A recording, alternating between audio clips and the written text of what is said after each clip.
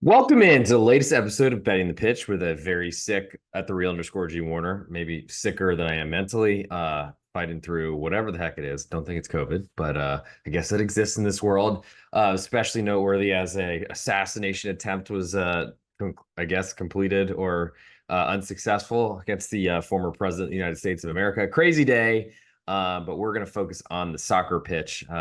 On this episode, going through the finals Sunday of international soccer in this summer of 2024. Really, really sad to only have a few more hours with the Fox Sports crew. But it is what it is. C'est la vie. So I'll be going through the Euro 2024 sides, totals, to advance numbers, or to lift the trophy, because there's no advancing. You either win the trophy on Sunday or you lose it. We'll also be coming with an ultimate best bet end of show, picking my favorite bet across the Euro 2024 final and the Copa America 2024 final as well. We're broadcasting live on YouTube today. I guess Twitter has changed some features, so I couldn't get live on there, but I will be uploading and, of course, linking to all the various platforms. You can usually find it, and will be available on all streaming platforms, Apple Podcasts, Spotify. If you leave a 5-star review on those, that'd be huge. Plus, if you want to subscribe on YouTube, where you might be watching this live at the real underscore G Warner, plus that's the platform I'm using, or the name handle I'm using on Instagram as well. There will be a 1-minute video of the ultimate best bet cut up, chopped, and thrown online for this Sunday card. And that will be, I guess, the abridged version if you're really looking to get in and out very quickly and find my favorite bet on Sunday. It's been a really great tournament, really great summer so far, especially considering how poorly the Euro 2024 betting started for me. Had an incredible run. Match day 3 was, I think, 16-2, 89%.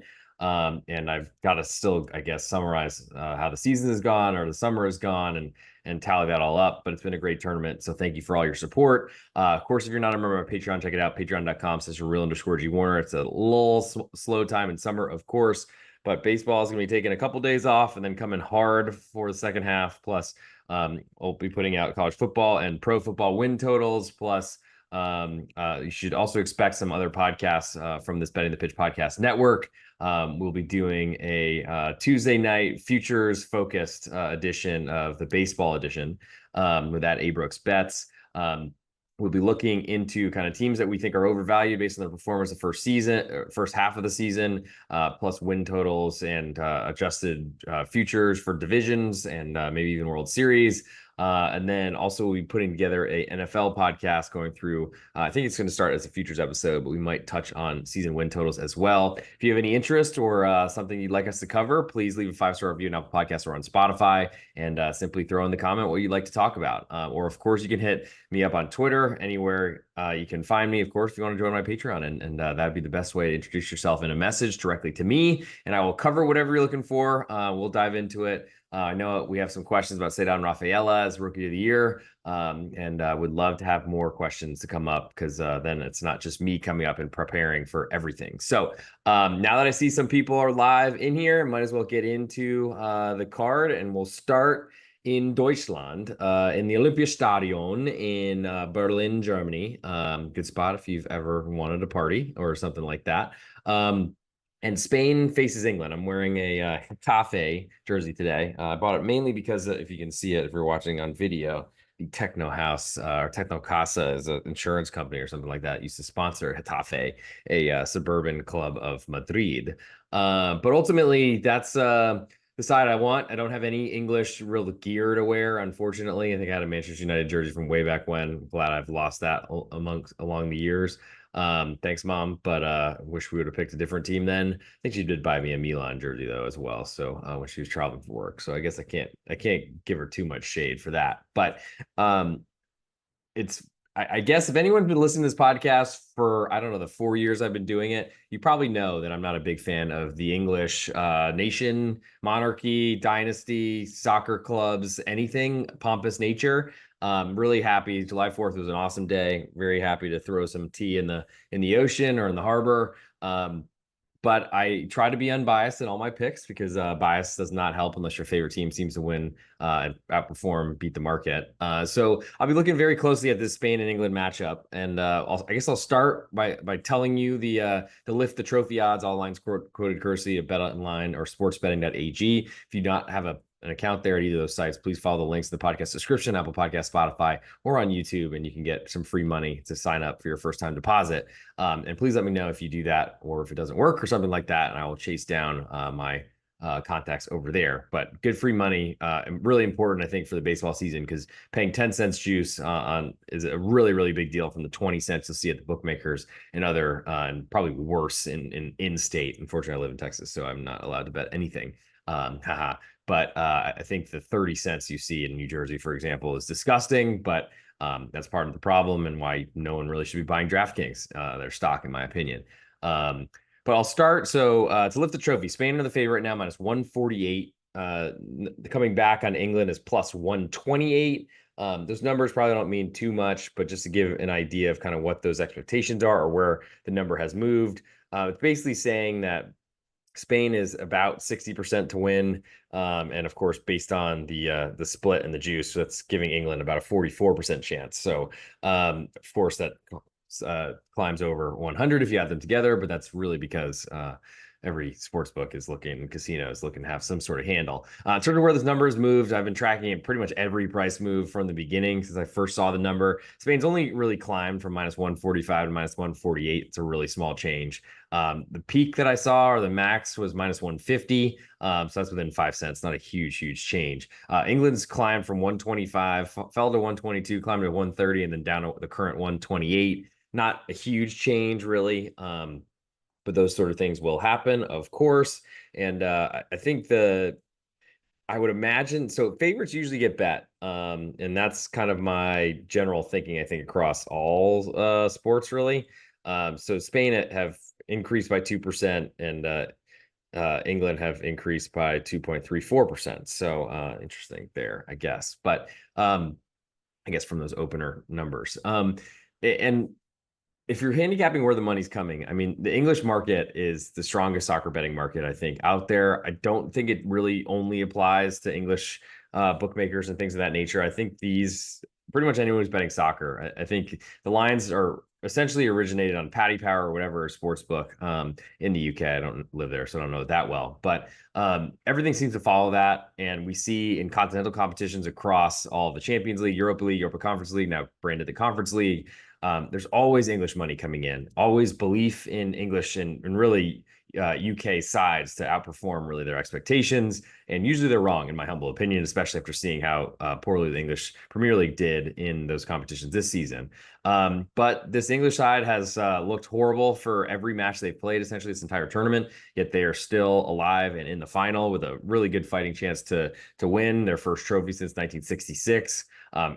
Incredible, amazing, considering how talented they are, to how bad their history has been. And they did make it to the final in this exact tournament 3 years ago at their home stadium in Wembley Stadium, but they lost in penalties. So I'm hoping for something horrible to happen to England, but they've had a ton of, I mean, I guess I got to give them credit. I don't like to, but they've done a great job of fighting back from really tough scenarios. That incredible bicycle kick from Jude Bellingham was just monstrous. Obviously, probably be the most famous goal in England history, especially if they win this event. Certainly it will be. But from literally being almost eliminated by Slovakia to then facing probably the best team in this tournament, Spain has been so impressive so far. And of course, as I have more people coming in, if you want to throw some comments in, I'm not really sure if there's a way for me to see it, but if you do, I just click the button so it might show up. So throw something in there if you want me to discuss something a little bit different than sides, totals to advanced numbers. Happy to do that. Kind of just rolling through a boring Saturday night because I've been sick as a dog. But I guess to close that hole. So in other words, Spain and England are within 2% of the opener on where to lift the trophy, do that big celebration, all the confetti behind them. So not a huge move. I would expect probably England money to come in, even though they're the underdog. Usually the favorite gets bet to advance. But I think in just I have to pick one or the other. I don't know that's going to be a huge move. I don't really know who believes in England all of a sudden that didn't beforehand, or what would change your mind. Lineup should be pretty standard, I would suspect. But I'll get a little bit more into kind of my expectations of the teams when I get to the game lines. So I'll move now to This is using BetOnline current numbers, of course. Spain currently a quarter goal favorite right now, and this is at the Olympiastadion in Berlin. Big oval stadium, I think running track around it. Home of Hertha Berlin, who had fallen down, been relegated to the Schweizer Liga, the second Bundesliga. There's usually a big crowd there, but they're not very close to the pitch, and that does impact. I think it was a huge reason why Union Berlin were eliminated from Champions League this year, and really why they had a lot of problems. I think that kind of downturn or whatever in success, I think really also hurt them domestically, though they've certainly shown problems in the past playing and juggling two competitions. But I don't know, especially because I looked at these trying to get tickets to this and potentially fly over just for maybe this final and then spend a little time out there in Germany afterwards, but or around, maybe hit Bratislava or something like that, because I didn't make it the last time when I was in Vienna. But tickets were really expensive, and I would expect, well, we've seen huge fan bases in a lot of these stadiums going for like this entire tournament in Deutschland. It should be a pretty corporate event, I think. Kind of feels like the Super Bowl a little bit. So I don't know how much a crowd really is going to matter. Spain certainly hasn't been the loudest there. England's always loud, so that maybe there's an advantage. I don't think I would give England, and I'm not giving England any sort of home field advantage in the number I made, but ultimately I do think that there's some probably a little bit of a tilt towards the English in the crowd, and that's a big deal for an underdog, especially. In terms of the numbers that I made initially, I was expecting total around 2 and England to be a quarter goal underdog. Voila, that's basically what we have. Current number, England a quarter goal underdog, -127 at BetOnline. That's climbed from -125 since I've been watching. Not a lot of movement, kind of hung there this whole time. Maybe a lot of expectations for that. Total is currently 2, -108. I have that moving around 4 cents. So I had it initially -106 at open under 2. Then it went down to -104. Now back to -108. So not a lot of movement either direction. I think people feel pretty comfortable with this number. And we'll see what ends up coming for this, I guess, final in the Olympiastadion in Berlin. So to break this down, I think I might as well, especially since there's only 2 games to talk to. I am going through Copa America's final on this Sunday, July 14th as well. Spain are, they've looked the best in this tournament. I think they're probably of good value to get here despite falling behind France early. I thought they were really impressive a lot of this tournament. Honestly, beat me probably more than any of the big favorites this entire event. So I've learned to respect them a little bit, though certainly my plays haven't suggested that, as I've been basically going against them a fair amount, and much to my chagrin, or has not been good for the ROI, which has been very good this tournament. But I think Spain, what they want to do, they're not the possession team that they were in the past. They are a little bit less ball dominant, but I think they do that in order to use their wings, so pace on the wings, to try to essentially, if they don't have the ball and they're not letting their opponent set up defensively the whole time, instead of trying to wear them out by just passing the ball around the whole time, the tiki-taka style that we saw from Spain in 2008, 10, 12, when they won every competition basically that was offered. Won every trophy that was offered. Instead, in this type of Spain, they're trying to look to be a little bit more aggressive, and I think they're okay with losing the ball because they really want to find themselves in space. And their wings in Nico Williams, who's rumored to go to Barcelona from Athletic Club Bilbao. I'm not sure how that would happen, but because Barcelona bankrupt essentially. They didn't call the Camp Nou the Spotify Camp Nou for nothing. But that's what Spain's got on one wing. Other wing, they got Lamine Yamal, who, goal of the tournament, I think, to beat France, though ultimately Phil Foden has one of those, I think, if I'm not mistaken, from Premier League or Champions League or whatever. There's a lot of talent on those wings, of course. In terms of the striker, Alvaro Morata has kind of played a back role in this tournament. He's usually a great goal scorer for Spain. Certainly, he loves to play on the offside line and gets trapped offside a lot in the goals he scores. But he's one of the more scary finishers, I think, in this tournament, and certainly in this final. In terms of the Spanish, the rest of the team, I think their defense can be had. But ultimately, I don't know that Harry Kane's the guy to do that. And I feel like Spanish are probably going to win possession of the ball, and that's going to make it very hard for England to build up. What they're probably going to want to do is England will live on a counterattack, which before I get to England, I do think fits England fairly well in how they've played in this tournament. Spain, of course, everyone wants the first goal. That's probably going to determine this entire game and how it goes, is who scores first, and then the response to that. If Spain score first, I expect they will still try to control the ball as much as possible and probably go back to their previous European versions or international sides under previous managers and try to squeeze England and keep the ball and really keep it out of England's possession. If England score first, though, Spain, I think, will become even more aggressive. And England, as they've shown against even the worst teams in this competition, they will play as conservatively as possible when they take the lead. I think that's a really great scenario for an underplay if England takes the lead. If someone has to score, you probably want it to be England. But I also am not certain that England will avoid defending or come out of their defensive structure until they're really desperate. Because I think their manager's shown that he's very, very cautious, pragmatic. So pragmatism usually, I think, assumes some sort of intelligence in the way you play. I think Gareth Southgate is just basically mangina. No, I don't know. I think he's just too conservative and doesn't deserve his job. But for a nation that has so much self-belief and that has not really had any sort of international success, at least to their standards, he's done a great job for them. And I hope that he stays in the job because I love betting against him as a favorite. He's not here though, and so I'll switch to England. Harry Kane, as we've seen from a lot of memes and videos on Instagram and such, I think a girlfriend mimicking and just basically repeating what her partner had said to her this like whole event, and then him be like, "Wow, that's very insightful. Where are you getting this?" He complained, and then she complained about Harry Kane dropping deep. That's usually what happens when they're not scoring goals, whether they're behind or they're just struggling to win matches. But like I said, England, if they score, they're going to play conservatively and they're going to start out conservatively. So I think Spain need to score at least once in order to get England out. Of course, late in the game, England will push forward and bring on substitutes and forwards, and Ollie Watkins will probably get an earlier chance, especially after scoring that game winner against the Dutch to really drive a knife through my heart. I do love Ollie Watkins, though, so I can't hate him forever, though. That certainly did hurt.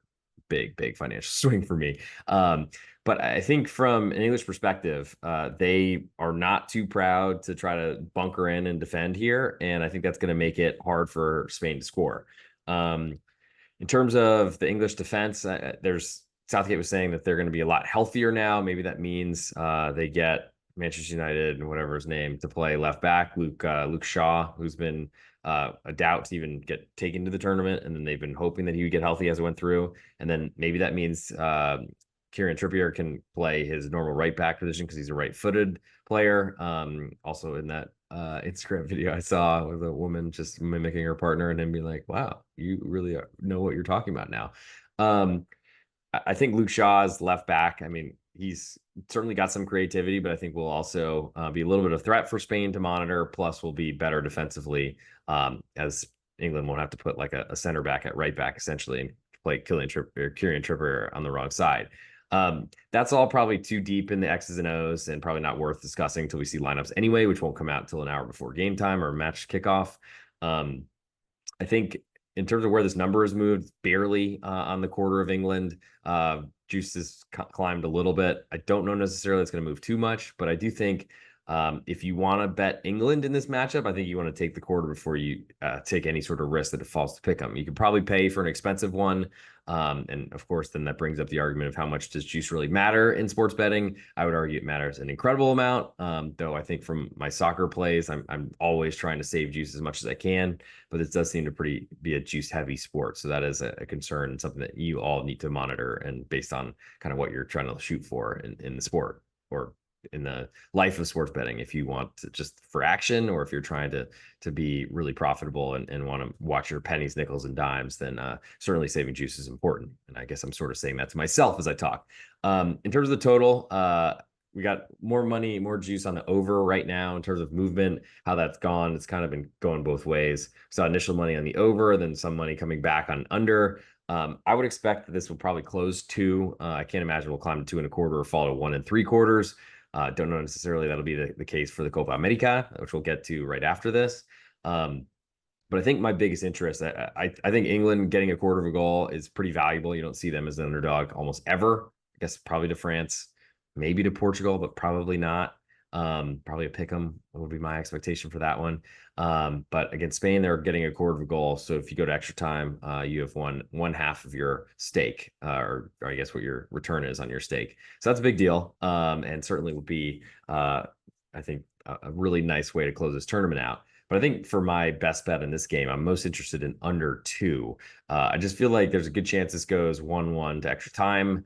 I think there's goalless is a very real possibility. And I also feel like whoever scores the first goal, good chance they escape with a 1-0 victory. Or you might see one of those empty netters late, and that will be the second goal to make you push, get you that free movie so you don't lose any money, but you got to nearly win some, maybe. Certainly, I guess where the goals come from, you never know when penalties come, but there's been basically an ignorance of penalties until Harry Kane basically rolled around on the floor for 10 minutes against the Dutch. Probably was a penalty, but wasn't called on the pitch. So I'm disappointed that was overturned, especially because that was a huge financial swing for me, as I said, and especially made worse by Ollie Watkins at the end. But if that's not called, I wonder how England, if they would even be here in this tournament at this point. I was hoping they'd be a favorite, of course, England, because I basically bet against them this entire tournament with very good success. I guess eventually that free money wasn't going to come in forever. But so that's my interest on the Euro 2024. I don't see any comments coming in. So thank you for all of you who have shown up live. I think we're on YouTube tonight. But we'll be uploading on all the various other platforms and, of course, doing the ultimate best bet end of show. So now I'm going to move to the Copa America. I don't really think anything from the third place game on Saturday night has anything to do with the Sunday matchup. But I'll start with the to lift the trophy odds, and Argentina currently a minus 190 favorite right now. That has climbed pretty significantly. From an initial minus 175 that got bet down to minus 165, and then has climbed essentially ever since. I need to do a little bit better job of calculating this, and then I'll tell you how much the move has occurred. So we've seen Colombia, they've climbed from 145, fell to 140, and climbed all the way up to plus 160. So $100 US dollar bet will win you 160. Colombia have climbed over 9%. Argentina up nearly 8%. One going the more expensive route, Colombia getting cheaper, essentially. Big difference from Spain and England moving 2% or so. I think you could explain that with you can't really blame a UK market in this one because there's no English team here, but certainly the Messi market might be just as strong, and maybe that's where the 7, almost 8%, or the 9% on the other side have come in, because people are, and potentially these sports books are begging for some money on the Colombians. Argentina were very fortunate to play first. I guess Spain were too, to tie that back in. And I think that allowed a lot of Argentines who hadn't already bought tickets to the final in Miami to go look and try to buy those, because Colombia were in a dead heat battle with Uruguay and we're not sure that they would make it. I think that makes an advantage to Argentina, especially considering how much ticket prices have climbed since this final of very, very big fan bases in Latin America and, of course, in Miami. I think that says something. I don't know necessarily, because Argentina basically everyone went to Qatar to see Messi win his World Cup. I think every Argentine booked a flight if they could. I think that was a big deal then. This is not the same, but I think it is important, and it would be this a repeat title for Argentina in the Copa America. But I don't know necessarily how much that matters. I do think it means something. And crowd does matter, because Colombia were essentially willed to win by their crowd in Charlotte, of all places, in the semifinal. I had Colombia to advance and under, which was really nice and kind of amazing how that hit both sides, both legs. Didn't parlay them, but was very happy about it, but was surprised. I would expect Argentine money to hit, Argentina to get bet as the favorite still. Maybe there's a spot where Colombia get bought back, but I don't really see when that happens. I don't know necessarily that I have much of an interest in betting Colombia, because I do feel like Argentina has been the best team and the expected big favorite to win this competition. Certainly, they've had a very easy run, have not looked that great against kind of worse teams this whole time. But the nice part is they were playing teams that were bunkered in. This might be a little bit more Colombia, depends on their pride and kind of what they're trying to do in this matchup, if they're going to play and sit in like a lot of the other Argentine opponents did. But I feel like Colombia, they show that certainly when they take a lead, they will do it. And they did it with 10 men against Uruguay in Charlotte. But I'm just not sure that it's going to be the same type of setup, because I think Colombia is proud and believes that they can win this competition, and probably know that trying to sit in their own half the whole time and play for penalty shootout is not the best way to get past the Argentinian side. In terms of, I'll get now into this number here. We have Colombia, a quarter goal underdog, plus 110 right now. So that's pretty big. So Colombia initially opened a quarter goal underdog minus 125, same price as England, but have been steadily getting money coming in on Argentina. It makes sense that the to lift the trophy or to win the competition odds have climbed 9% or so on the Colombian side, but around 8% on Argentines. The Colombians have that spread keeps climbing, and I do feel like we're going to get to a reasonably priced half of a goal spread on Colombia. That I'm not necessarily sure that's a buy price because I'm perfectly fine with betting Colombia getting a quarter of a goal if you like that side, and just winning half of a bet if they draw and go to extra time because you get odds on it. And of course, if they win in regulation, you win your full bet and take home a ton more without risking any more, basically. But if you're betting the half of a goal, that's, I mean, a perfect situation if you go to extra time because that would be exactly all you could ask for, essentially. I think I'm probably expecting Argentina to win this trophy. I don't think they've been great, and I don't think they're by any means that much better than Colombia. And I feel like Colombia has probably had a better tournament so far. But I just think it's so hard because Argentina is so deep and so talented. And they've won so much already that it's hard for me to want to be against them. So I think I'll go through similar to what I did for the the Euro 2024 final, just give you an idea of kind of what I'm thinking about with these teams. Before I do that, I might as well mention the total as well before I get that. So total's been moving all around. Currently, I'm seeing 1 3/4 just all the way to over, which is certainly a fall from 2. Initially, I saw even money on under 2 on Colombia, and that got bet pretty heavily to all the way to minus 125, minus 130, and now we see that current bet online number at 1 3/4 over under, which pretty much 2 is the lowest I'll go. You could certainly buy this total up to 2. It'll be expensive, but not. I think it's worth it just based on how difficult it is to see an under 2 goals. You've literally no room for error under 1 3/4, unfortunately. One penalty and you're pretty much. I mean, of course, you can still win when that happens, but I think it's gonna be very, very hard. So I'd be looking if you want to be an under player here. I'd probably wait if you don't have a price available, if you don't have alternate numbers. But I would expect some money to come in on the over just because that's what most things happen, especially late night games and on Sunday nights when people are chasing before they have to pay their bookie. I think my initial guess is that we'll get back to 2. Will probably stay very juiced. And so that's why sometimes betting in or getting in or maybe even following my Patreon early so you knew that I was playing something that might be helpful to you to make sure you get the best number. I highly recommend that. Patreon.com/real_G Warner. But I also think it's great to wait if you want to back Colombia because I do think there's a good chance we see a half a goal underdog on the Colombian side. That plus 1/2 means you win your full bet with a draw instead of only just 1/2 with plus 1/4 for those new to soccer betting or just wanted that spelled out. In terms of what these teams do, so Argentina, of course, they have Messi, who doesn't defend, basically just runs up the field and then hangs up there, which is necessary because you need to keep defenses honest and you got to prevent your center backs from getting too close to the line and basically squeezing the Argentinian side. But that does leave some questions defensively. The big question I think for this final is, can Colombia exploit that? I'm not necessarily sure they can. I think I mean, I'll get to Colombia in a second, but the return of James Rodriguez has basically put this team has brought them to where they are. From an Argentinian point of view, I mean, they have, especially in a shootout, I don't know how you can bet against Argentina because Emilio Martinez is incredible, intimidating, and also backs it up, and also an absolute clown fool, whatever you want to call it. But I love him. I'm so happy that he left Arsenal because I don't really like big clubs or anything like that in Europe, and found his way to Aston Villa, and I'm really looking forward to them in Champions League this season. With that said, from the Colombian side, I guess before I leave Argentina, they've been the big favorite this whole tournament. Probably any big win that they've had, everyone's saying, "Oh, it wasn't by enough," but they haven't had a lot of those, and I think that's been the biggest issue for Argentina so far, is that their play has not reached any sort of expectations, though their opponents have been very, very pragmatic, and that's going to be the big call, is if you think Colombia will play that way as well. You could argue they may certainly look like they have tried that in the past. But ultimately, I'll get to the Colombian side now. So James Rodriguez basically setting up a goal per match from a set piece.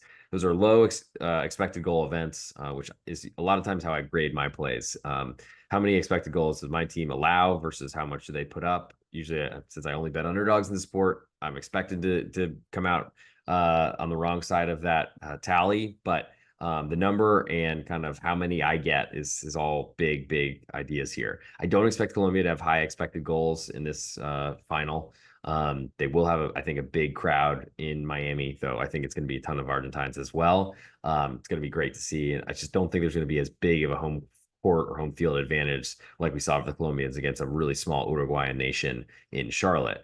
I think that the Colombians will play defensively, if I had to guess, instead of playing an open game to let Argentina really use their pace, athleticism, ability, and huge squad value to Colombia certainly are not as talented as Argentina. I'll say that. But I do think the unity that Colombia have shown in this tournament, their incredible unbeaten run of 28 matches in a row, I think it is now, that's been unreal, especially because they didn't qualify for the World Cup in Qatar and ultimately were so bad at scoring goals, like didn't score them for like international breaks at a time.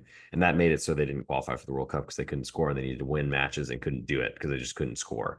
That has changed since James has come back into the side or into the national team. And a lot of it's been from set pieces, finding his big defenders and their heads in the box. I don't expect that to really be a likely scenario because though that does seem to be the way that Colombia will get goals, and they should have some set piece chances, and it'll probably be more of those than they will have like set up goals or like cutbacks. I mean, counterattacks certainly are going to be important. Luis Diaz is a maniac. He's so incredible, and what a great signing by Liverpool a few seasons ago. He was bursting on the scene when Colombia were really struggling to find any goals. He was basically doing everything for them and then some. And was very important against Uruguay as well, just basically being the lone attacker up front when they were down to 10 men and pushing the ball forward and getting fouls and all those sort of things. Thanks for coming into the live stream, by the way. If you got any questions, feel free to throw it in the comments. And if I can display them, I will.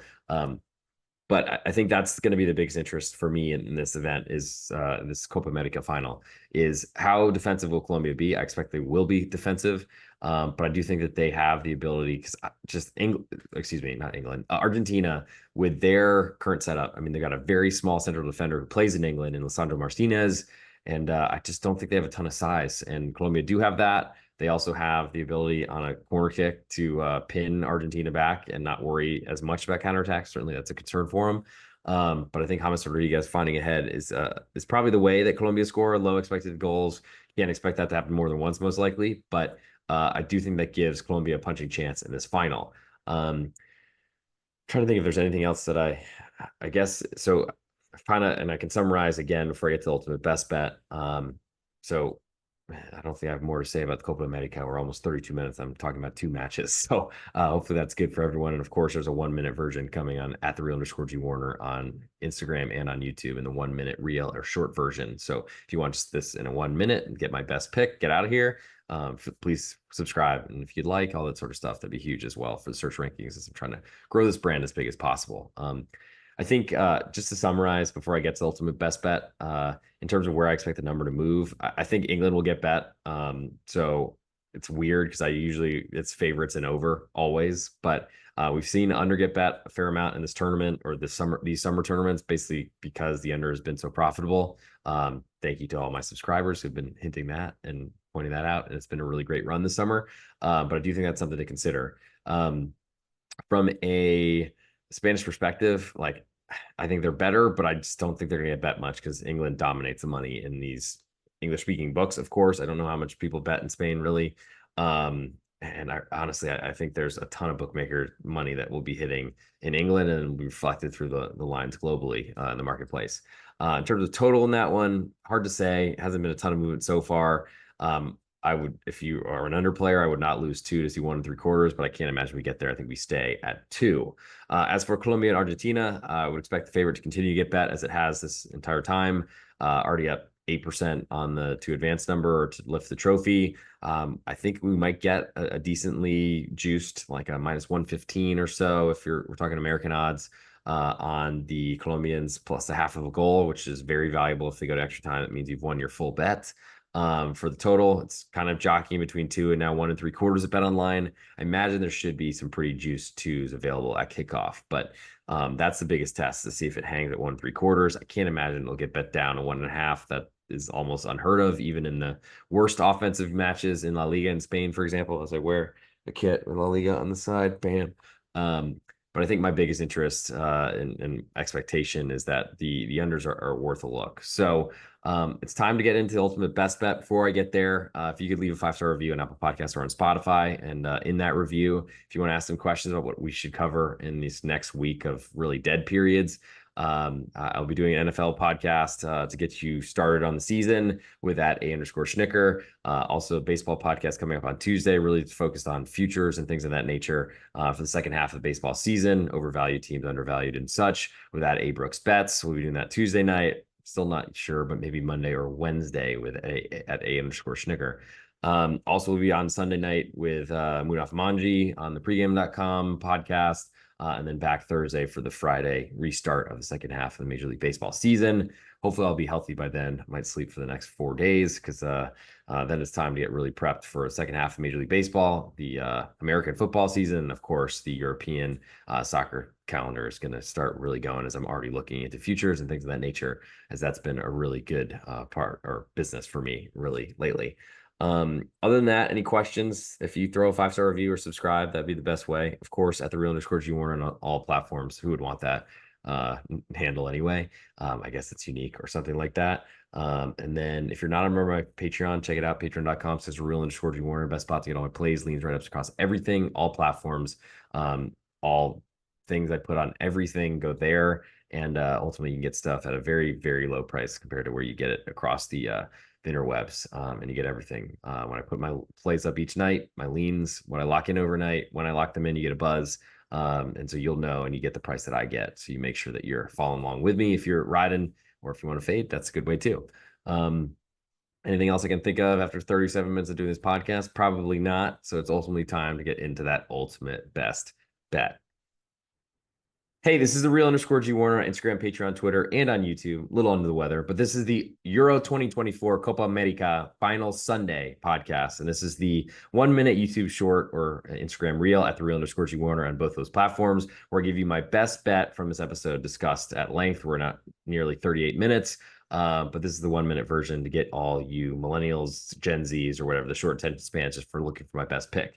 So from the Euro 2024, my favorite bet is England, Spain under 2 goals. And in the Copa America, I like the Colombia side getting a half of a goal. It's probably where it'll be, but it's a quarter goal right now. I also like under 2, which is very expensive at the moment.